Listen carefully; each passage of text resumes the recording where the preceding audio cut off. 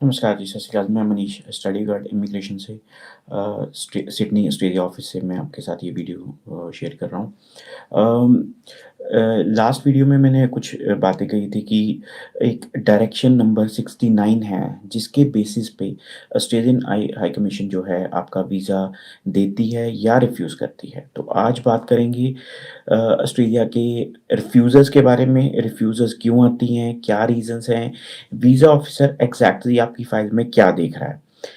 क्या-क्या चीज़ें उन्होंने स्टेप वाइज़ देखनी है आपके केस में, क्या बारीकियाँ जो है आपने ध्यान रखनी है अपने केस को लेके, कि अगर ये सारी चीज़ें आप ध्यान रखेंगे तो आपका वीज़ा जो है सक्सेसफुली ऑस्ट्रेलिया का आ सकता है। So this is direction number 69 और ये है assessing the genuine temporary एंट्रेंट criterion for student visa and student guardian visa applicants. ये जो है ये गवर्नमेंट की माइग्रेशन एक्ट 1958 के अंडर ये जो डायरेक्शन है मिनिस्ट्रियल डायरेक्शन जो है ये वीज़ा ऑफिसर्स को दी जाती है कि ये चीज़ ये जो डायरेक्शन है इसका आप ध्यान दीजिए। इसमें देखिए कि क्या-क्या चीज़ें हैं जो जो कि आपको एक हेल्प करेंगे वीज़ा ऑफिसर को वीज़ा देने में या वीज़ा रिजेक्ट करने में।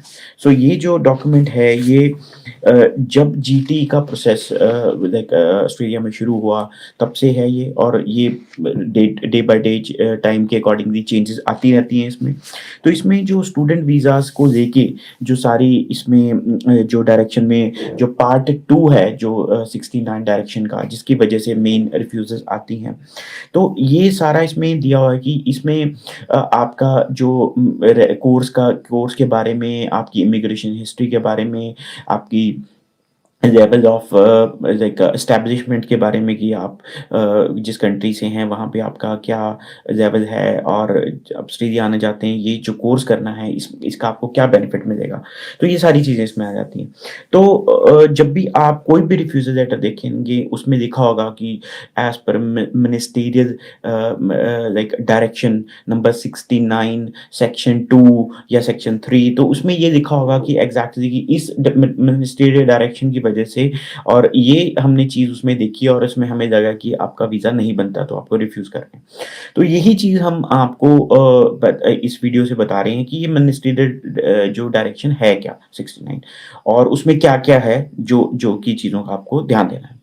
तो इसमें मेन आ जाता है कि applicant circumstances in their home country कि जो वो पढ़ाई करने जो आ रहा है बच्चा पढ़ने के लिए उसके सर्कमस्टांसेस अपने कंट्री में क्या है, उसकी परसेंटेज क्या है या फिर उसकी एजुकेशन क्या है, कौन से बोर्ड से किया है, वो जेन्युइन है या नहीं है डॉक्यूमेंट्स।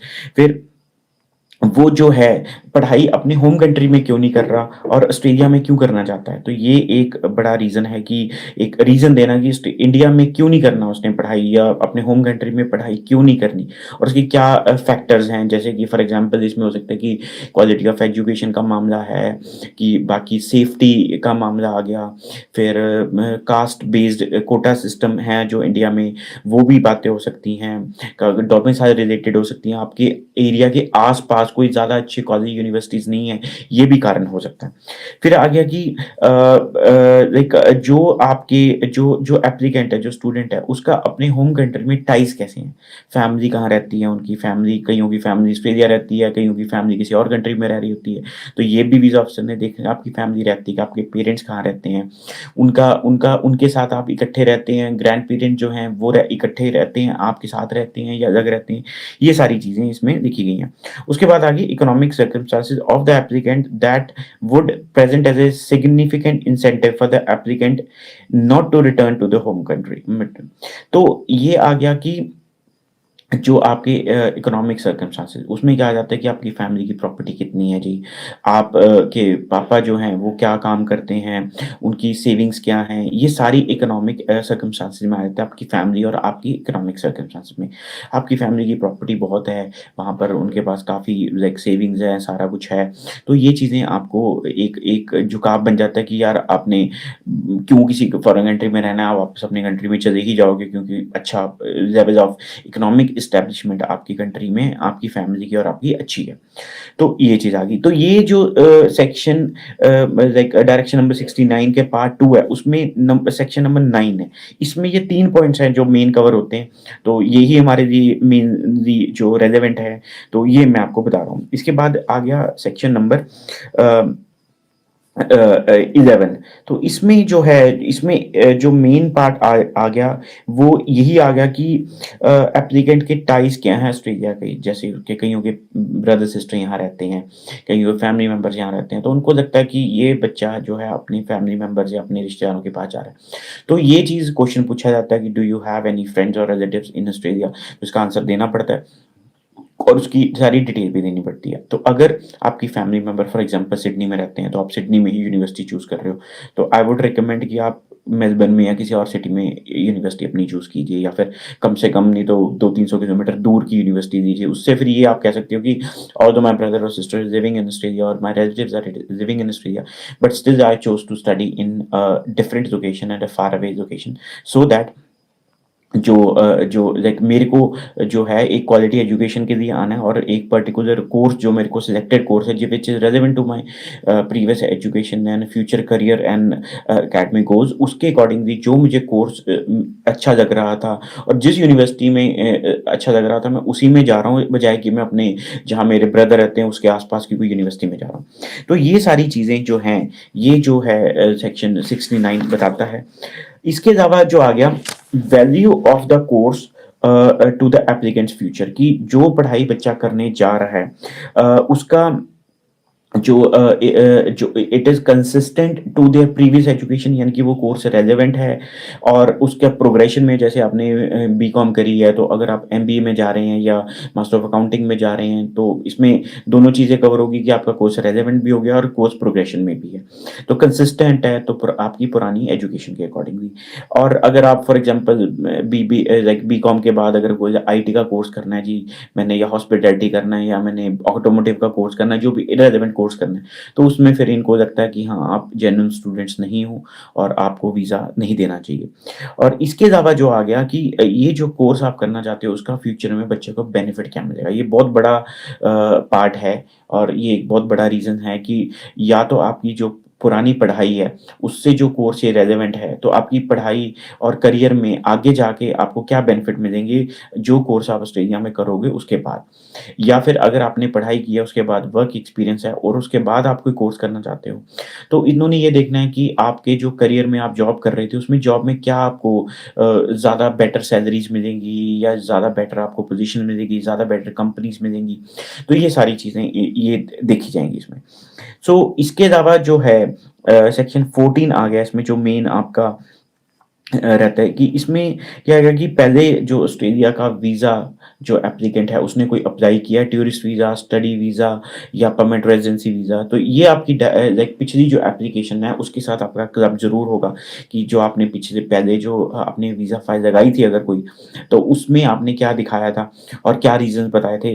लाइक फॉर एग्ज़ाम्पल आपने पीआर की फ़ाइल लगा दी ऑस्ट्रेलिया की, उसके बाद बोलो जी नहीं नहीं, हमने तो स्टूडेंट वीज़ा पे जाना है, तो इनको लगता है कि आपने पहले ही इंटेंशन आपकी परमानेंट रेज़िडेंसी की है, तो you are not a temporary resident, तो आपको वीज़ा देने में दिक्कत आएगी। या फिर आपने टूरिस्ट वीज़ा अप्लाई किया था, उसमें डॉक्यूमेंटेशन कुछ और लगाई थी, अब आप डॉक्यूमेंटेशन कुछ और लगा रहे हो, तो इमिग्रेशन हिस्ट्री जो आपकी देखी जाएगी, तो उसके अकॉर्डिंगली आपका जो कोर्स है और जो आपका वीज़ा डिसीजन है, उसके अकॉर्डिंगली आपको दिया जाएगा।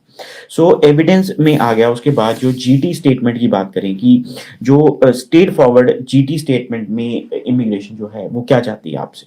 सो इसमें जो है लाइक आपको मैं वर्ड बाय वर्ड ही बता देता हूँ, आपको लाइक सिंपल है, कोई ज़्यादा कॉम्प्लिकेटेड नहीं है। आपको जीटी स्टेटमेंट में क्या एविडेंस या क्या इन्फॉर्मेशन आपने प्रोवाइड करनी है, जिससे आपको जो वीज़ा लेने में ईज़ी रहेगा और वीज़ा ऑफ़िसर को आपको वीज़ा देने में लाइक ज़्यादा सोचना नहीं पड़ेगा। सो पहले तो आपने ये दिखाना है जी पुरानी हिस्ट्री जो आपकी एजुकेशन की है, स्टडी की है। उसमें क्या है कि एकेडमिक ट्रांसक्रिप्ट आपने सारी लगानी है, एकेडमिक डॉक्यूमेंट्स आपने सारे लगानी है। कौन से एजुकेशन प्रोवाइडर से आपने पढ़ाई करी है, उसकी डिटेल चाहिए, कितनी देर की स्टडी है, सर्टिफ़िकेट्स आपके पास सारे होने चाहिए। अगर आपके पास अगर कोई डिग्री नहीं है फॉर एग्ज़ाम्पल, तो उसकी प्रोविज़न सर्टिफ़िकेट आपको अपनी यूनिवर्सिटी या कॉलेज से देना पड़ेगा। उसके बाद बाद गैप इन प्रीवियस स्टडी, अगर आपकी पुरानी पिछली स्टडी में कोई गैप्स थे, कोई लाइक ज़्यादा बैकलॉग्स थे, आपने या बीच में बीमार हो गए या 1-2 साल आपने बीच में पढ़ाई छोड़ दी या पढ़ाई कंप्लीट होने के बाद आपका कोई गैप है, तो उसकी प्रॉपर एक्सप्लेनेशन जो है आपको देनी पड़ेगी। उसके बाद आ गया करंट एम्प्लॉयमेंट कि आप कहाँ पे काम कर रहे हैं और कंपनी का एड्रेस क्या है, कितनी देर से काम कर रहे हैं, डिटेल्स ऑफ योर पोजीशन, क्या पोजीशन में काम कर रहे हैं और name and contact number, details of your employer, तो किस पे आपकी वेरिफिकेशन हो सकती है। तो इसमें एक चीज़ और ऐड करना चाहूँगा कि ध्यान दीजिए कि जो भी आप वर्क एक्सपीरियंस दिखा रहे हैं वो गूगल पे अगर सर्च मारी जाए तो वो दिखे कहीं न कहीं उनको, वीज़ा ऑफिसर को। और डोमेन वाला आईडी हो, ज वेबसाइट हो, कॉलेज जिसका भी आप दिखा रहे हो, जो भी एम्प्लॉयर आपका दिखा रहे हो तो उसकी वेबसाइट हो, उसकी पूरी डिटेल्स हो उसमें, और जो ईमेल आईडी है वो जीमेल या हॉटमेल की बजाय कोई अगर डोमेन वाला आईडी है तो दैट इज़ प्रेफर्ड। उसके बाद आ गया कि टाइज़ टू होम कंट्री और कंट्री ऑफ रेज़िडेंस भी आपके क्या फाइनेंशियल टाइज़ हैं आपकी फैमिली की, जैसे प्रॉपर्टी की हमने बात करी, आपकी फैमिली टाइज़ क्या हैं, आपकी फैमिली कितनी रहती है लाइक आपकी होम कंट्री में, और फॉर एग्ज़ाम्पल आप मैरिड हो, आपकी वाइफ़ वहाँ पर है, तो ये भी एक एक स्ट्रॉन्ग इंसेंटिव माना जाता है कि आप अपनी वाइफ़ आपकी वहीं पर हैं, तो आप वापस आओगे, तो चलो पेरेंट्स, ग्रैंड-पेरेंट्स को आप छोड़ सकते हो, बट अपनी अपनी वाइफ़ है या बच्चे हैं या आपके हस्बैंड हैं या आपके बच्चे हैं, तो उनको आप नहीं छोड़ोगे, तो this is a strong incentive. और अ, लाइक इसमें जैसे कि कल्चरल टाइप्स में आप दिखा सकते हो कि जी मैं कल्चरल किसी प्रोग्राम्स में पार्टिसिपेट करता हूँ, कोई कोई कोई क्लब में आप पार्टिसिपेट करते हैं, किसी किसी चीज़ की मेंबरशिप है आपकी, या फिर कोई कल्चरल रिलीजियस एक्टिविटीज़ में पार्टिसिपेट करते हैं, तो उसके लिए आप इनमें डिटेल्स दे सकते हैं। फाइनेंशियल डिटेल्स में आप सीए रिपोर्ट अपनी फैमिली की ज़रूर लगाइए कि सीए रिपोर्ट जो है, उससे आपका फैमिली का एक एक फाइनेंशियल पोज़ीशन क्लियर होती है। तो आप कह सकते हैं कि मैं और मेरा भाई है या मेरी एक सिस्टर है, हम 2 ही हैं फैमिली के जो वारिस अपनी अपनी प्रॉपर्टी के सारी, तो ये प्रॉपर्टी हमारी है आगे से, तो I will surely come back to my home country and take care of my properties. So इसके अलावा जो आगे की एक economic situation in the home country और द कंट्री ऑफ रेज़िडेंस, इसका मतलब ये रहेगा कि आपकी जो एम्प्लॉयमेंट हिस्ट्री है, फॉर एग्ज़ाम्पल आपने काम किया है तो उसकी बैंक स्टेटमेंट्स अगर आप दे सकते हो वो दिखाइए, नहीं तो सैलरी स्लिप्स और इनकम टैक्स रिटर्न्स आप ज़रूर दिखाइए। इसके अलावा कि अगर आप ये कह रहे हैं कि मैं मुझे आके इंडिया में आके ये पढ़ाई करके बेनिफिट मिलेगा, तो अगर आपका करंट एम्प्लॉयर या फिर कोई और एम्प्लॉयर है जो आपको एक वो दे रहा है कि लेटर कि हाँ भई कल को आप पढ़ के आते हो ऑस्ट्रेलिया से और वापस आके जब हम आप ये एजुकेशन, ये यूनिवर्सिटी से ये पढ़ाई करके आओगे, तो हम आपको जॉब देंगे और कितनी सैलरी देंगे, क्या पोज़ीशन देंगे। अगर कोई आपके पास वो लेटर भी है या आपका करंट एम्प्लॉयर आपको देने को तैयार है, तो ये आप साथ में ज़रूर दिखाइए। तो income tax returns, bank statements ये ज़्यादा होनी चाहिए। मैं तो रिकमेंड करता हूँ कि 3 महीने की जो सैलरी अकाउंट में ज़रूर दिखाएँ और उसके बाद अप्लाई करेंगे तो आपका केस कहीं न कहीं स्ट्रॉन्ग रहेगा। और इसमें पोटेंशियल आपको एम्प्लॉयमेंट भी बतानी है कि कल को ये कोर्स करने के बाद अगर मैं इंडिया आता हूँ फॉर एग्ज़ाम्पल या अपने होम कंट्री में आता हूँ, तो मेरे को क्या-क्या कंपनीज़ में जॉब मिल सकती है, क्या-क्या पोज़ीशंस मिल सकती हैं। उसमें ग्रेजुएट सैलरीज़ कितनी हैं, स्टार्टिंग सैलरीज़ कितने से कितने तक हैं, स्टार्टिंग जो बेसिक सैलरीज़ हैं, और उसके बाद 3 से 4 सालों बाद उसी पोज़ीशन में क्या सैलरीज़ जो कंपनीज़ हैं वहाँ की देती हैं। तो वो आपकी डिटेल्स में होनी ज़रूरी है। फिर आपने ये चीज़ें कहाँ से रिसर्च की हैं, वेबसाइट्स आपके पास, लिंक्स आपने साथ में प्रोवाइड करनी है कि ये देखिए जी, ये लिंक्स हैं, इसमें सारा कुछ लिखा है कि कितनी-कितनी सैलरी मेरे को मिल सकती है। और इसके अलावा आ गया कि कि आपका जो uh, like situation in your home country आ गया कि ये जो कोर्स जो आप पढ़ने जा रहे हो ऑस्ट्रेलिया में, वो आपके अपने कंट्री में अवेलेबल है या नहीं है। तो ये आपने बताना है कि अवेलेबल है या नहीं है। कई कोर्सेज़ होते ही नहीं अवेलेबल, क्लियर कट आप देखोगे कि वो कोर्सेज़ नहीं मिलेंगे। और कई कोर्सेज़ लाइक जो नॉ कॉमनली अवेलेबल हैं, अकाउंटिंग, बिज़नेस के लगा लीजिए, आईटी के लगा लीजिए, एजुकेशन के लगा लीजिए, इंजीनियरिंग, ये सारी कॉमनली अवेलेबल है। तो आपने ये उसमें डिटेल देनी है कि मैं यही कोर्स बाहर क्यों करना है, इंडिया में क्यों नहीं करना है? जैसे कि फॉर एग्ज़ाम्पल इंजीनियरिंग कर रहे हैं, तो 1.5 लाख बच्चा आज की डेट में इंजीनियरिंग कर रहा है। अराउंड 2500 कॉलेजेस हैं जो इंजीनियरिंग करवाते हैं इंडिया में। तो इतने बच्चे जो कर रहे हैं, तो उनको एम्प्लॉयमेंट नहीं मिल पा रही या उनका लेवल ऑफ एजुकेशन इतना स्ट्रॉन्ग नहीं है, लेवल ऑफ ट्रेनिंग अच्छी नहीं है, तो दे आर बेसिकली अनएम्प्लॉयड, उनको ज़्यादातर बच्चों को जॉब्स नहीं मिलती हैं। तो ये चीज़ का आपने एक्सप्लेनेशन देना ज़रूरी है कि देखिए मैं भी वही स्टडी करूँगा, मुझे पता है कि 4 सालों बाद मुझे जॉब नहीं मिलेगी, so what's the time of wasting time and money? तो rather than studying in a low level college or a university, I should study in a better college or a good level university, like in overseas in a good international study destination, which is a safe destination, and which countries education quality and systems are good. So which is one of the countries of such is Australia. तो Australia, Canada, UK, US, ये 3-4 countries का आप reference डाल सकते हैं उसमें, तो ये आपको कहीं न कहीं बेनिफिट मिलेगा।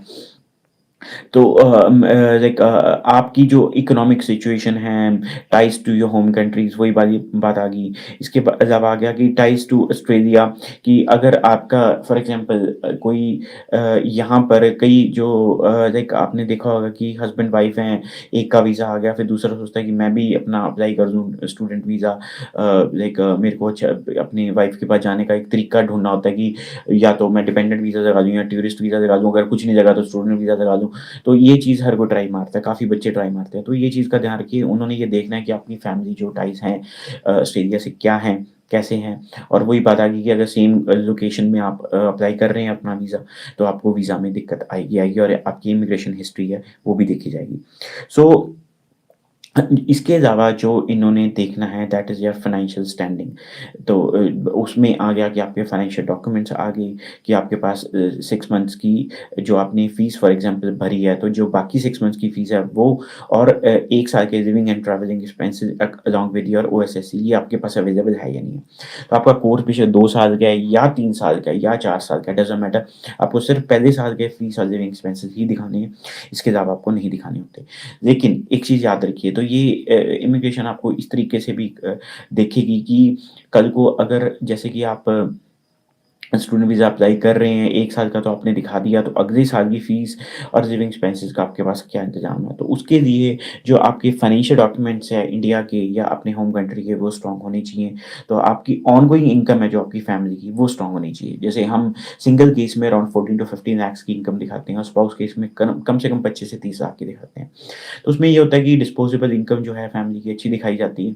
तो उसमें जब वीज़ा ऑफ़िसर के पास फाइल जाएगी, तो वो देखता है कि हाँ, बच्चे के पास ऑनगोइंग खर्चा करने के लिए अगले सालों के लिए भी फ़ीस का इंतज़ाम और लिविंग एक्सपेंसेस का इंतज़ाम है। तो जस्ट फर्स्ट ईयर की बात नहीं है, जैसे आप बैचलर डिग्री में आए तो फर्स्ट ईयर तो आपने कर दिया, चलो जी आपके पास लिविंग एक्सपेंसेस फ़ीस का सारा इंतज़ाम है।